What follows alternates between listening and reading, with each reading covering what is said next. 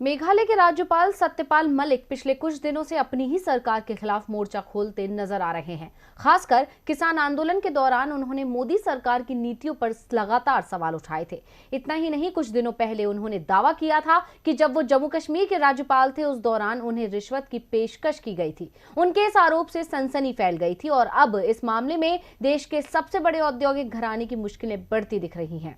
सत्यपाल मलिक मेघालय के राज्यपाल हैं। आमतौर पर देश के किसी भी राज्य के राज्यपाल की केंद्र के खिलाफ बयानबाजी दिखाई नहीं देती, लेकिन सत्यपाल मलिक इस परंपरा को कई बार तोड़ चुके हैं। वो हर मुद्दे पर बेबाकी से बोलते हैं और अधिकांश मौके पर उनके निशाने पर केंद्र की मोदी सरकार ही आती है।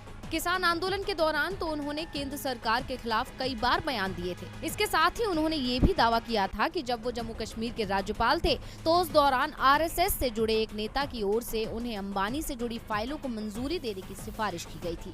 इसके बदले में उन्हें 300 करोड़ रुपए की घूस का ऑफर दिया गया था। मलिक के इन आरोपों ने सनसनी फैला दी, जिसके बाद अब इस मामले में सीबीआई जाँच की तैयारी शुरू हो गई है।